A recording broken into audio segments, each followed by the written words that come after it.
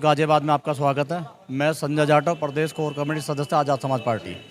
जैसे आज़ाद समाज party Bhim army पहले सड़कों पर संघर्ष करके लोगों की सुख दुख की आवाज़ उठाती थी, उसी तरह से जैसे 4 जून को परिणाम आया, 4 जून को परिणाम आने के बाद में 21वीं सदी के हाईटेक युग में ज़मीन पर संघर्ष करने वाला नेता जो सदन में पहुंचा है, मैं नगीना की जनता को धन्यवाद देता हूं, जिसने इतने भारी मतों से एडवोकेट चंद्रशेखर आज़ाद जी को संसद में भेजने का काम किया है। और संसद में जाने के बाद में सड़क का संघर्ष रुका नहीं है, उसी के साथ साथ अब सदन में भी आप देखते हैं जिस तरह से पूरे देश की जो गंभीर समस्याएं हैं उनको उठाने का काम भाई आए दिन संसद से कर रहे हैं। और पूरे देश में आज भी भीम आर्मी एडवोकेट चंद्रशेखर आज़ाद जी के नेतृत्व में लड़ाई लड़ने का काम कर रही है।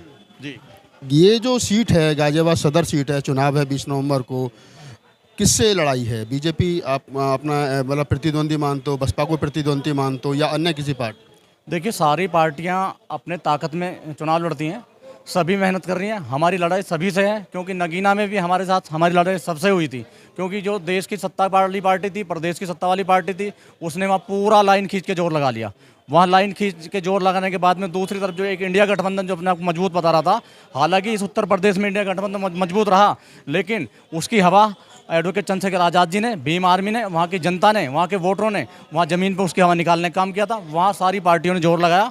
हमारा चुनाव सबसे था, लेकिन वहाँ की जनता ने हमें एडवोकेट चंद्रशेखर आज़ाद जी को सांसद बनाने का काम किया। नगीना की जनता का बहुत बहुत धन्यवाद। सेम पैटर्न कुंदरकी हो, मीरापुर हो, खैर हो, गाजियाबाद हो, 9 सीटों पर चुनाव है। सेम पैटर्न हम उसी रूप से लड़ रहे हैं।